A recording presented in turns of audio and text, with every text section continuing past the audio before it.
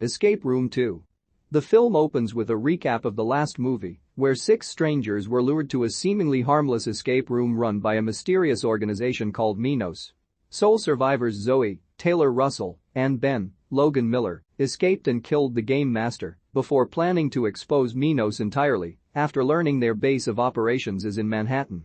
Zoe has been in therapy following the ordeal with the last escape room. She and Ben have tried to make trips to Manhattan, but Zoe has been too terrified to fly, and she is still haunted by witnessing people like Amanda, Deborah Ann Woll, die during the last game. The therapist thinks Zoe needs to let it go and thinks she sees clues to the game in everyday items, like her pen, her handbook, and a novel. Zoe decides to follow her advice. Zoe convinces Ben to drive to Manhattan to go through with their goal of exposing Minos. Ben is also haunted by the ordeal, even having a nightmare that Minos found them at their motel room and trapped them in there to their deaths. The two make it to Manhattan and arrive at an empty alley that was supposedly busy days earlier based on their coordinates.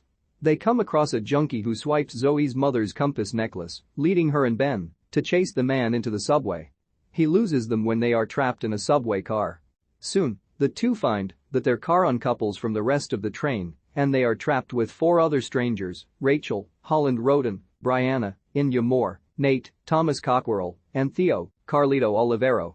The train car is isolated in a tunnel, and the group soon realizes this is another Minos game. They are all survivors from past Minos games, making this a tournament of champions. The metal in the car is highly electrified, and the group must play to get out. Based on the riddles, they discover that they must decode a message in order to pass. With every letter they uncover, they get a token that helps them escape. The more letters they find, the more sparks fly across the car. Theo is electrocuted to death when he accidentally gets stuck to a bar. Zoe figures out that the message is welcome back and helps the group escape through a hatch in the car. The group ends up in an elevator where they introduce themselves and describe their previous games.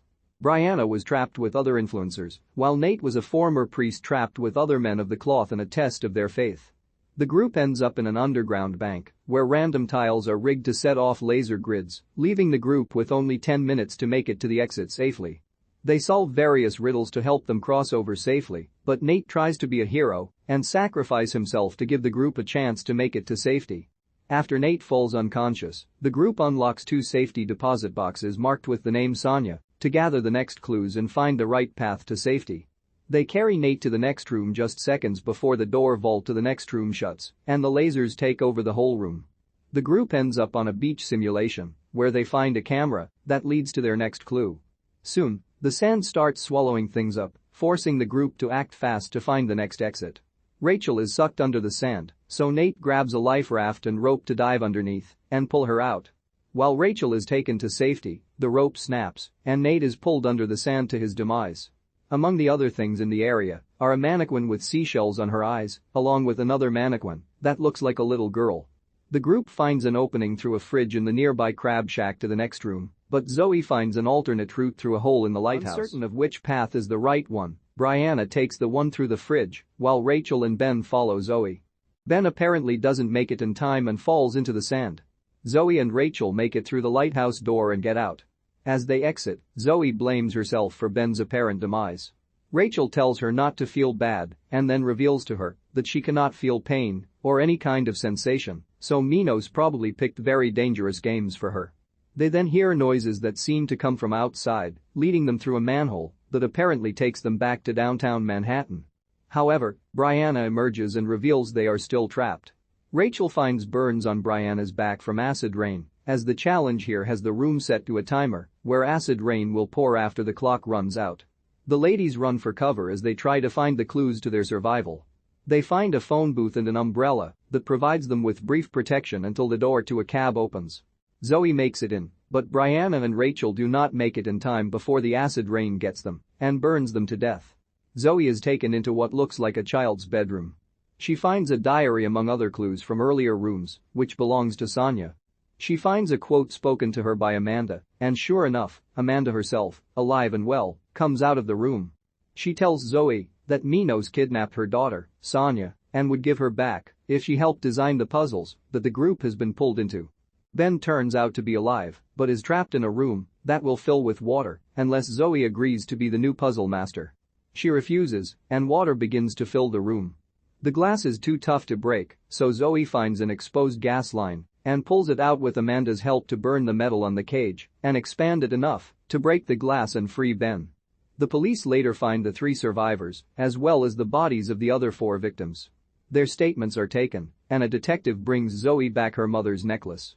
The authorities have been tracking Minos for some time and are conducting raids across the country to bring them down, and they are working to locate Sonia.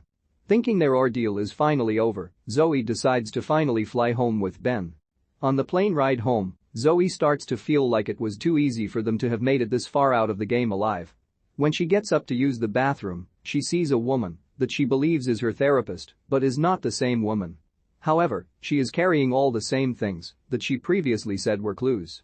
Soon, a voice speaks to Zoe over the intercom, revealing that Minos is in control of the plane and that the game is over when they say it is. Zoe and Ben are still traumatized from their experience in the escape room, but they plan to take down the whole Minos organization after tracking their location to Manhattan.